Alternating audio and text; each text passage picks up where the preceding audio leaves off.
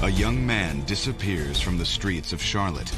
I need to file a missing persons report. It didn't make sense that this kid went missing. You just get this horrible feeling in the pit of your stomach.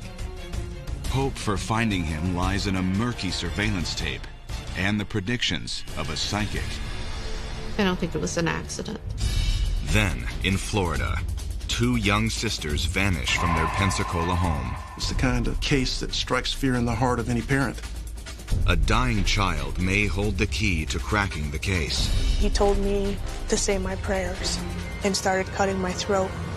Now, on Vanished. In 2005, I got the call telling me that my daughter, Natalie, had vanished. Every parent's worst nightmare became my reality. I asked the world to help me.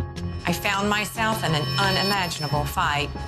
My search for answers gave me a new mission in life: bring the missing home and criminals to justice.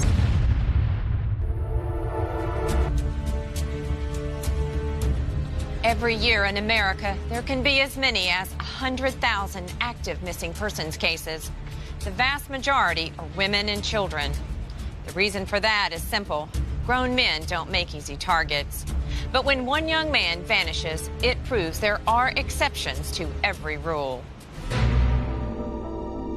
In 2006, 22-year-old Kyle Fleischmann graduates from Elon University and begins planning his career in business administration. His parents, Dick and Barbara, couldn't be more proud. He was a wonderful kid. He was a mature kid. He was the first born, and he liked being with us, oddly enough. What was your relationship like with Kyle? I would say the best relationship was him one-on-one, going out to eat together for lunch, playing golf together. It was just, he was like my buddy all the time. After graduation, Kyle moves back home to Charlotte to take a job with a medical staffing firm and be closer to his family. Kyle also maintains a busy social calendar. He tended to be kind of the life of the party, center of attention, which was fun. But when you got to know Kyle on a personal level, he would take his shirt off of his back and give it to you. Might not be today, might not be next year, but I think in everybody's plan, they hope to have someone that really makes them happy. I love you, man. Now, Kyle Fleischmann's life seems picture perfect. But in September 2007, Kyle's mother, Barbara, is diagnosed with breast cancer. You were facing a personal battle for your life. How were you coping?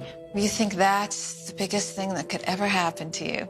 You know, you just start thinking, what am I going to do? And is it serious? And it just happened very quickly. And Dick, how were you handling this news? My thought process was strictly, what are we going to do to treat it if you get it early? And we had get the best people we could find. Ever the devoted son, Kyle does everything in his power to support his mom in her time of crisis. He'd take his lunch break to meet her for lunch or go shopping with his mom, just to basically capture every minute that he could and give her the support that she needed to make it through that tough time. Thursday, November 8th is no different. After work, Kyle meets some friends at Daniel Scagnelli's house. We were planning to go to a Dane Cook concert. Kyle had actually introduced the entire group to Dane Cook back when we were in college. From Daniel's house, they take a cab to the arena, and Kyle makes plans to meet up with his mother and sister, who were also going to the show. Unfortunately, those plans fall through. He had separate tickets and was sitting in a different part of the arena.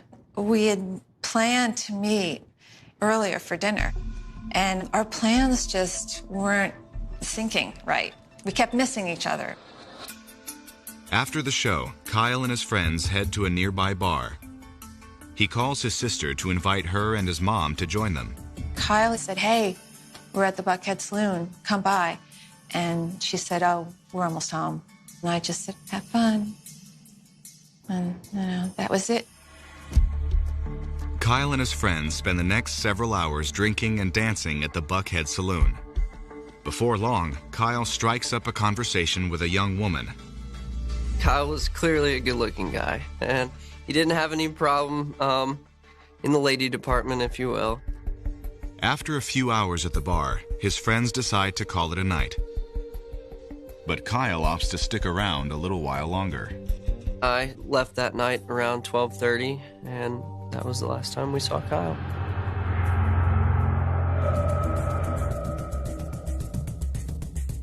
Friday morning, 8 a.m. Daniel Scagnelli steps out of his front door and notices Kyle's car is still parked outside his house. Daniel knows that Kyle should be at work by now. It was really just a gut feeling that something might be wrong. It just wasn't like Kyle to leave his car, to not tell somebody where he was or what was going on. Throughout the day, Daniel repeatedly tries to reach Kyle, but his calls go straight to voicemail. At 5:30 p.m., he calls Kyle's office. Come to find out that Kyle had not gone into work that day. They hadn't heard from him, hadn't called, which was completely unlike Kyle. We knew that we had to call 911. Charlotte 911, you need police, fire, or medic. I need to file a missing persons report. His name's Kyle Fleischmann. Was he driving a vehicle when you last saw him? No, I was at my house. Police inform Daniel it will be 48 hours before they can launch an official investigation. So Daniel's next move is to call Dick Fleischmann and inform him that his son is nowhere to be found. My instinct was, this is not a good sign. There was never a time in 24 hours that I can recall that no one was in communication with him, ever in his lifetime. I just remember Dick's face changing, you know, from kind of yeah, who is this, to kind of concern. Right away, you just get this horrible feeling in the pit of your stomach. Dick is even more alarmed when he checks his cell phone and realizes that Kyle tried to reach him early that morning. Kyle made a number of phone calls from about 2:45 to 3:25. As I think he probably was looking not to leave a message because he needed immediate response. Was panic beginning to take over? I knew in my gut that something very serious had happened. Unfortunately, it will still be nearly 2 days before detectives can begin a formal investigation. Said they don't file cases till Monday, and this was a Friday night. She said, well, you'll be hearing from someone on Monday. And Dick's like, I don't think so. Kyle's friends and family decide to launch their own investigation. They start by checking local jails and hospitals, and by setting up a Facebook page to get the word out that Kyle is missing. We didn't sleep that night. We hammered on, we drank the coffee and kept going and made flyers and just kept the ball rolling. Dick Fleischmann also hires a private investigator to assist in the search. That's not a typical first reaction for a parent to immediately contact a private investigator. How did you know to do that? I just felt I couldn't wait a couple of days. And if Kyle was somewhere being held against his will or something, we needed to get in there and find out. And clearly you can't do that by yourself. The private eye starts his investigation at Kyle's last known whereabouts, the Buckhead Saloon. There, he discovers the first trace of Kyle, his credit card and jacket, which, to Kyle's father, seems to explain the late-night phone calls. He didn't have his credit card, so he couldn't get cash. And based on what we know, he had about $6 or $7 to his name. And I think he was searching for a ride home. Knowing that Kyle couldn't have gone far on foot, friends and family fine-tuned their search, focusing on uptown Charlotte, the area where Buckhead Saloon is located. I want to go down a few and then start going up. We just began pounding the pavement, going from hospitals to homeless shelters to banging on news station doors, newspaper doors, you name it. We were all over the place. Right now, police are actively investigating this case. We know they were... Thanks to the massive weekend-long search, Kyle's case is a top story on the evening news. What happened to Kyle? Do you have any information about where he might be? There were so many questions around it. It just seemed so bizarre. It didn't make sense that this kid went missing. He just seemed to vanish. In Charlotte, North Carolina, 24-year-old Kyle Fleischmann walks out of an uptown bar and vanishes. 3 days later, the only sign of Kyle is the jacket and credit card he left behind. You know your child. You know their personality. You know what they would do and what they wouldn't do. Kyle would never have just gone somewhere and not been heard from. The Fleischmans believe Kyle's disappearance may have something to do with the young woman he met at Buckhead Saloon. I had to explain to him, I said, be careful. If you have a very attractive girl walk up to you in a bar and you're alone, Kyle, make sure you always look over her shoulder and stuff, that just her boyfriend or his friends are not standing around. They could get upset that she's paying attention to you. On Monday morning, Charlotte police take over the case and immediately begin reviewing the bar's surveillance footage. Within hours, they spot Kyle and his new female friend on tape. Well, surveillance footage has Kyle dancing with a young woman in the bar. Does anyone know who she is? The police talked to her, and based on their investigation, they did not see any connection. The girl claims that she and Kyle left the Buckhead Saloon separately. Surveillance footage confirms that she departed at 2:17 a.m., several minutes before Kyle. Video from the bar shows him exiting by himself, walking outside the bar, short sleeve shirt, and wearing jeans. After Kyle leaves Buckhead Saloon, a camera on a loading dock across the street captures him walking toward a nearby pizza place. What details were gathered from the security footage showing Kyle leaving the bar? He felt pretty confident and said he was going to Fuel Pizza to get pizza. He's done it before. It's been a pattern in his credit card. Investigators questioned several Fuel Pizza employees and confirmed that Kyle stopped in moments after leaving Buckhead Saloon. What they can't say is what happened next. We don't know how long he actually stayed in Fuel Pizza that evening. So how long was he outside? Where did he go after that? You know, we don't know. And at this moment, finding Kyle is only half of the Fleischmans' battle. In 4 days, Barbara is due at the hospital for a necessary procedure in her battle against breast cancer. It's like, oh God, yeah, I have this surgery scheduled. Of course I'm gonna do it. I can't put it back. I have to do it. It's crazy. When it rains, it pours. Then, just hours before Barbara's operation, there's a break in Kyle's case. A taxi driver comes forward and claims he encountered Kyle 1 hour after he was seen at Fuel Pizza.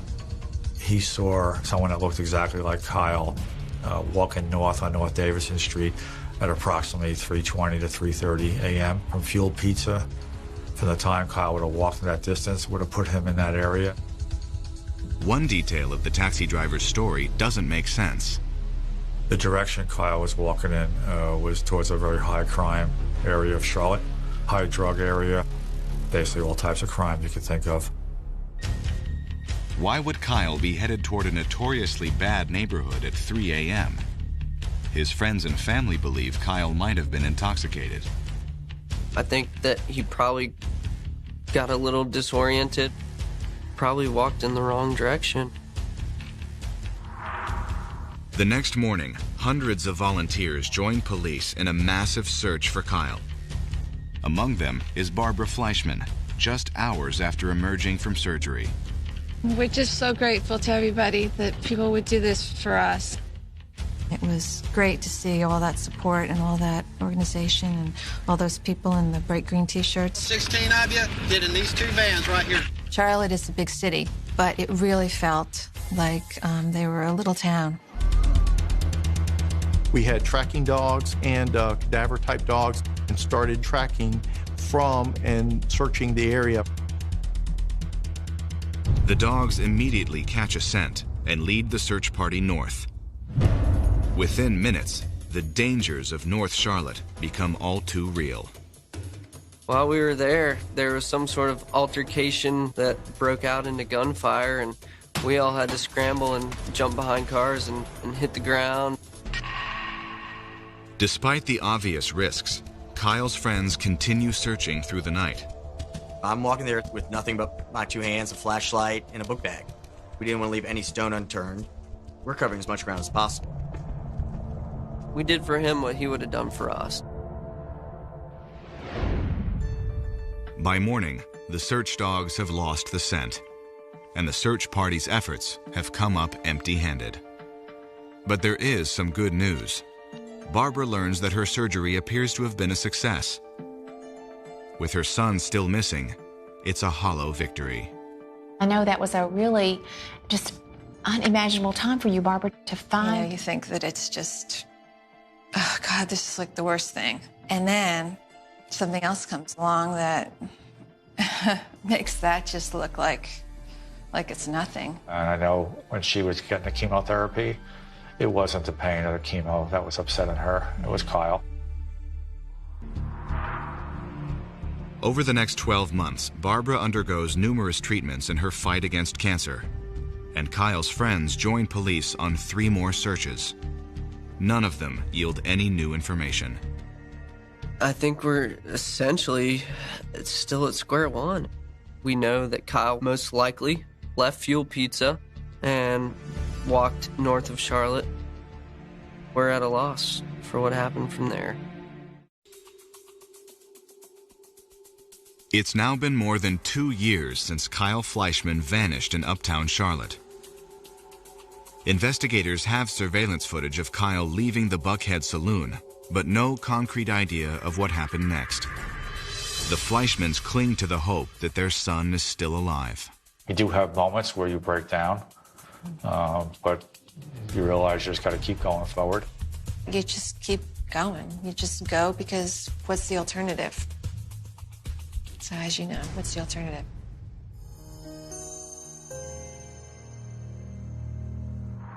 In 2009, the Fleischmanns opt for a new approach to investigating Kyle's disappearance. They bring in Kathy Hasty, a psychic medium. Anyone who is going through this type of trauma and horror that this family has gone through is willing to open their hearts to anything that might give them some sort of peace. Though initially skeptical, Dick Fleischmann is quickly surprised by Kathy's work. Without any prompting or prior knowledge, she picks up in the exact spot where the scent dogs left off. She had never been in Charlotte in her life. She took my investigator exactly to the point on North Davidson Street and stated Kyle's right around here. Kathy says Kyle's presence is still overpowering. When something traumatic or something really powerful happens in an area, an impression is made on the energy that makes up that area. Just like if a meteor hits the earth, there's a crater that's made. She goes, there's a Coke sign somewhere around here. He's looking around and he goes, I don't see a thing anyway. And she goes, no, it's right over that area. He went over there and he pulled the tree behind it. There's an old rusted sign that she had pointed out a mile away. Yeah, she said, Kyle said he's near a Coke sign. I mean, that had to just like really grabbed your attention. Yeah. Kathy tells the Fleischmanns she believes their son likely died in this very spot. And more than likely, he was murdered. I don't think it was an accident. The events leading up to what happened to Kyle, I believe were accidental. I believe his actual passing had some intention behind it. If it's true, then where is Kyle's body? Over the years, investigators received dozens of tips, but none ever pan out.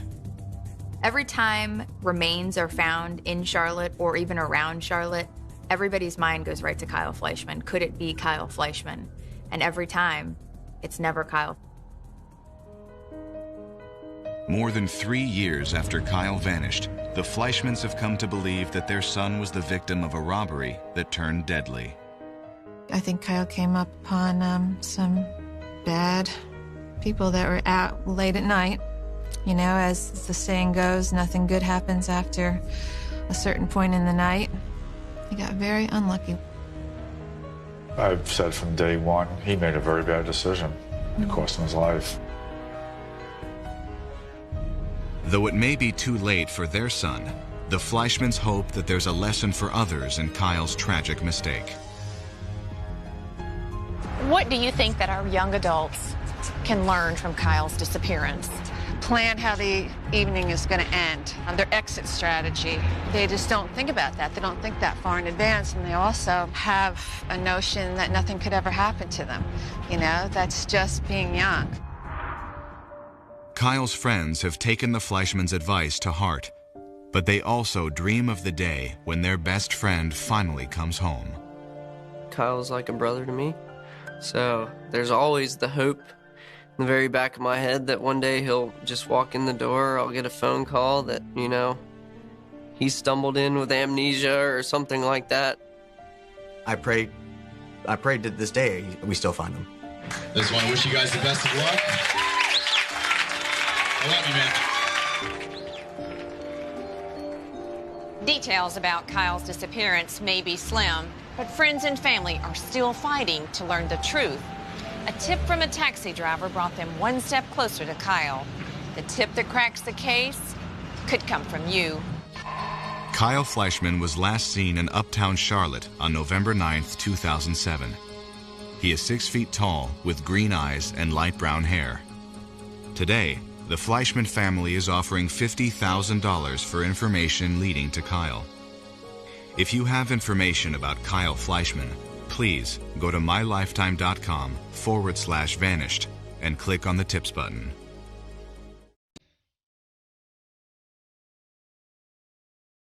When a missing child is returned to their family, it's a cause for celebration. But the trauma of what happened to them can leave scars that last forever. Saya Rivazfar may seem like a typical 31-year-old. She has a full-time job, a cozy home in Rochester, New York, and a loving father who couldn't be more proud of her. I've never known somebody be so in tune in everything they do. She loves life, and she lives it. She is my inspiration. But to appreciate just how remarkable she is, you have to know her story.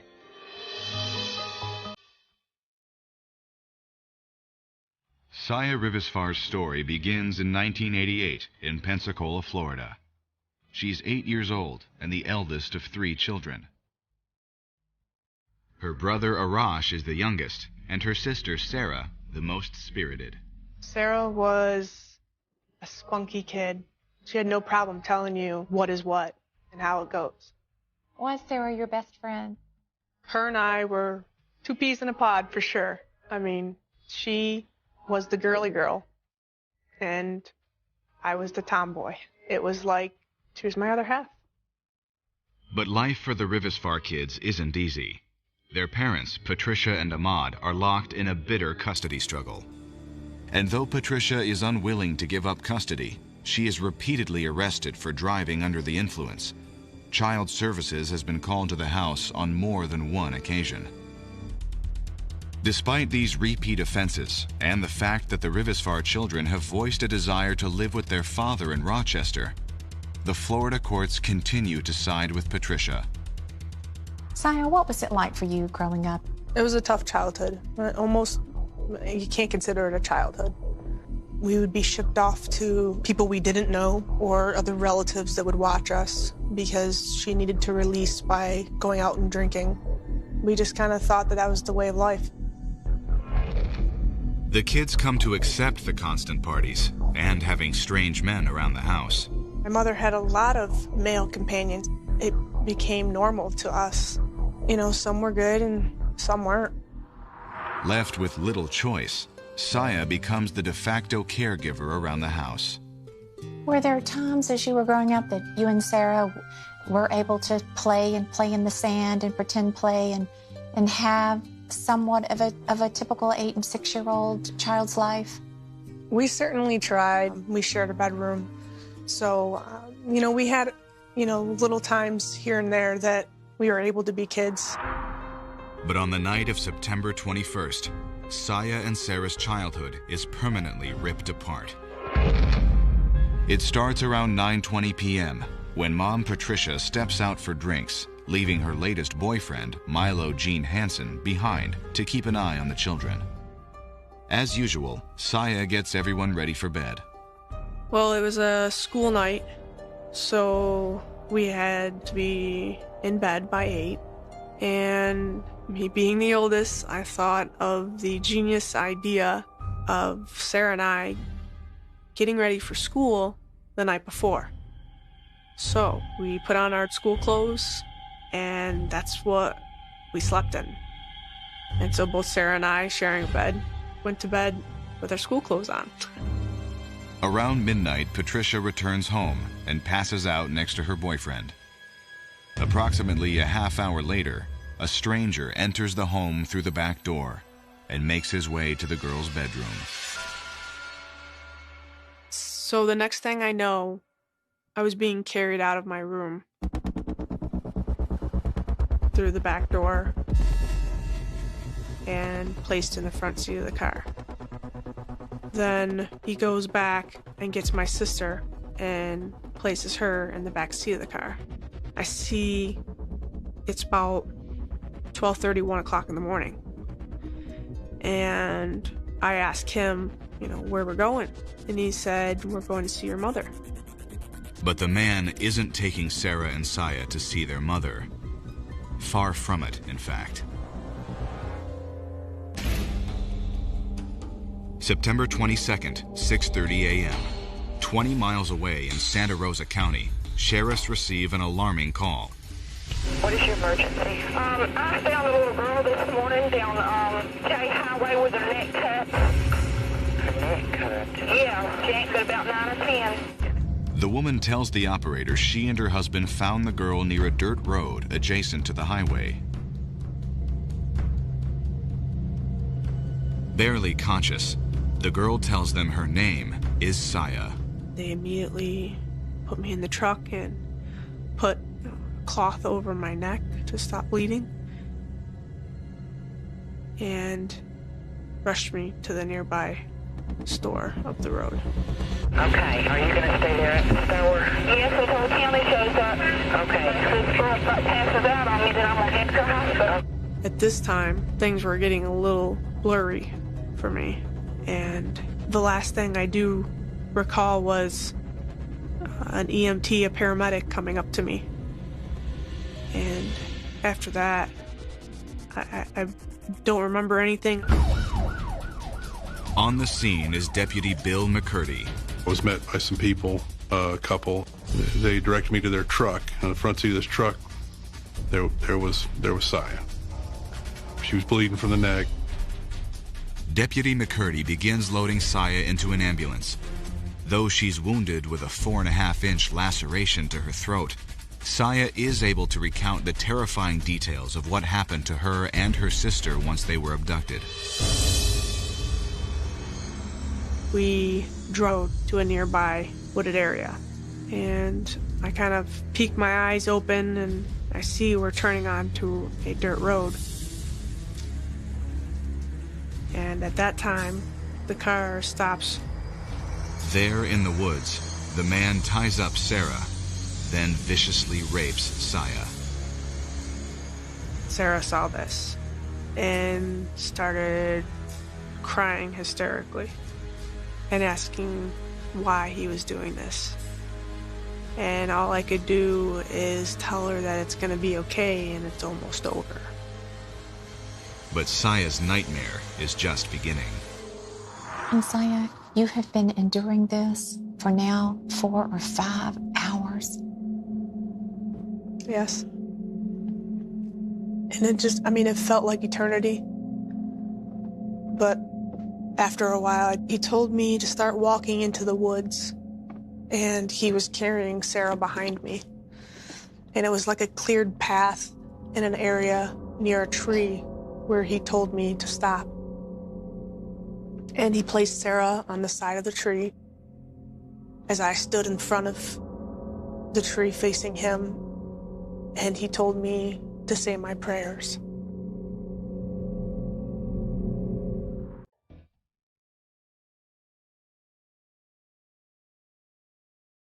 In Pensacola, Florida, 8-year-old Saya Rivazfar is found staggering down a dirt road, her throat slashed open. Though barely conscious, Saya is able to recount the brutal assault that now threatens to claim her life. Making matters worse, her sister Sarah is nowhere to be found. They put her on the stretcher and was rolling her to the back of the truck. I told her that I'm going to go find your sister. But before taking off in search of Sarah, Deputy McCurdy asks Saya if she knows the name of the man who attacked them. I clearly asked her, who did this to you? And she looked at me and she said, Ray. Ray did it. After that, I don't remember anything until I was actually at the hospital in a very big room where there was lots of people around me, cutting off all my clothes and putting them into bags. Around the time Saya is being rushed into surgery, Deputy Bill McCurdy arrives at the stretch of road where Saya told him the attack took place. His hope is to find Saya's sister Sarah. Around 7 a.m., McCurdy spots a trail leading into the woods. I remember grabbing my first aid box out of the trunk, and then I came running through the trail. The trail leads McCurdy to a small clearing and a bone-chilling discovery. I saw Sarah on the ground. She was wearing a sweater, like a pullover sweater. Looked like her hands were tied behind her back. And her throat had been ripped open. Sarah Rivazfar is dead. With the discovery of Sarah's body, detectives shift the focus of their investigation. The new priority is to find the mysterious Ray that Saya has identified as their attacker. Police are also trying to understand how Sarah and Saya could have been abducted so easily from their house. Though they were home at the time of the crime, neither Patricia nor her boyfriend Milo Gene Hansen even realized the girls were missing. There was a large floor fan that was on, and the fan was loud enough to disguise or mask the noises if anyone's entering into the house and taking the children.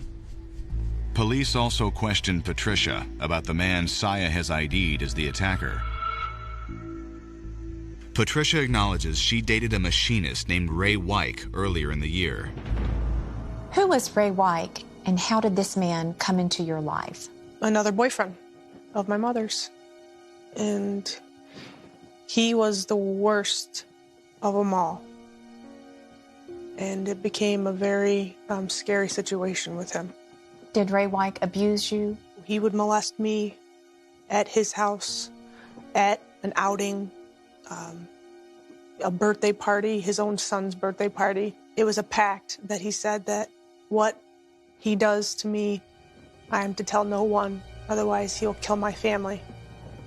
And that was the ultimate threat, because my family means everything to me. 1,200 miles away in Rochester, New York, the nightmare is just beginning for Saya's father, Ahmad. Around 8 p.m., Santa Rosa sheriff's officers inform him that Saya is in the hospital and that Sarah had been murdered. The next morning, a heartbroken Ahmad flies to Florida to identify Sarah's body. I felt I was submerged in ice. It was so difficult for me to even breathe. I couldn't even stand up or walk. And they dragged me out of the morgue. With Ahmad's positive ID of Sarah's body, police are prepared to charge Ray Wyke with rape. But before they can file murder charges, they'll need to speak to Saya one more time. Just hours after surgery, Saya has regained consciousness, and she recounts for detectives the gruesome events that transpired after Ray Wyke raped her. He told me to say my prayers and started cutting my throat. Fearing for her life, Saya drops to the ground and plays dead, while Ray Wyke turns the knife on her sister. I hear Sarah screaming and crying, and I feel her on the ground kicking. Just a few minutes later, Sarah was no longer screaming and crying. Saya then listens as Ray's footsteps fall from earshot. It was then I got up and I went over to my sister, and I called her name out over and over again, but I knew by the look of her that she wasn't going to answer me. Within minutes of hearing Saya's story, officers descend on Ray Weich's home. This is the Sheriff's Department. You need to go outside, put your hands on top of your head. Your house has been surrounded by the Sheriff's Department. Is this a joke? No, sir, this is not a joke. Moments later, Ray Weich gives himself up. Sheriff's deputies take him into custody and charge him with kidnapping, rape, and murder. Who told you that Ray Weich was now behind bars? Do you have any memory of someone telling you that? To be honest with you, I don't. I remember the horrifying times I had in the hospital room of nightmares that Ray Weich was going to jump through my window. In June of 1989, Ahmad Rivazfar is finally awarded full custody of his children. Saya's mother is given only limited visitation rights. But the trial that could bring Sarah's killer to justice is just beginning. You cannot hide from the evidence. You cannot hide. On October 12, 1988, 9-year-old Saya takes the stand and recounts the night of her abduction down to the last detail. I knew I had to testify. This was for Sarah, and I wanted to make sure that she knew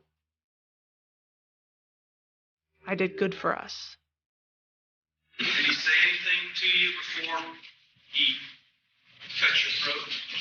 Yes. What did he say? He said, say a prayer. Say a prayer? Yeah.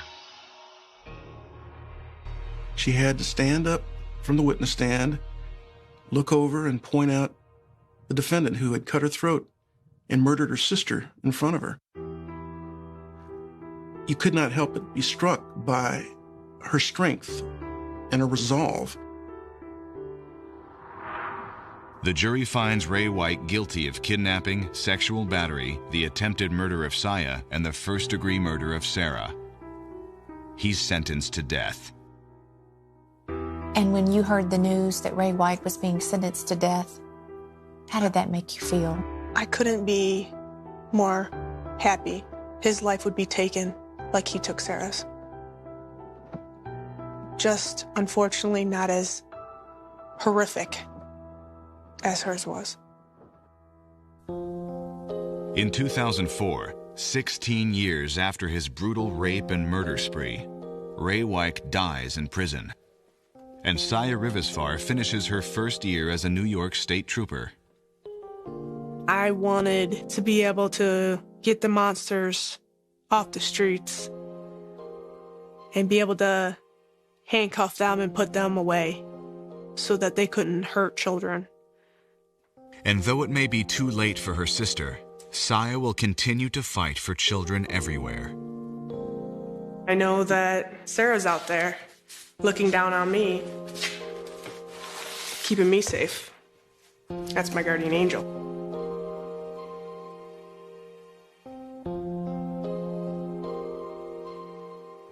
Over the years, Saya has helped countless victims through times of crisis and put the people responsible in prison where they belong. But she can't do it alone. Let's work together to bring the missing home and criminals to justice, because someone out there knows something. If you have information about any of the missing people seen tonight, please go to mylifetime.com/vanished and click on the tips button. What do you think that our young adults can learn from Kyle's disappearance? Communicating with each other, not leaving anyone behind. How are you getting home? Our case with Kyle, if he had just prepared a little bit earlier tonight about, hey, buddies, I might stay here, and they might say, hey, make sure you have money to get care. We all know it doesn't matter whether you're male or female, no one person should be walking the streets alone. I would be very happy to think that people would learn from his mistake.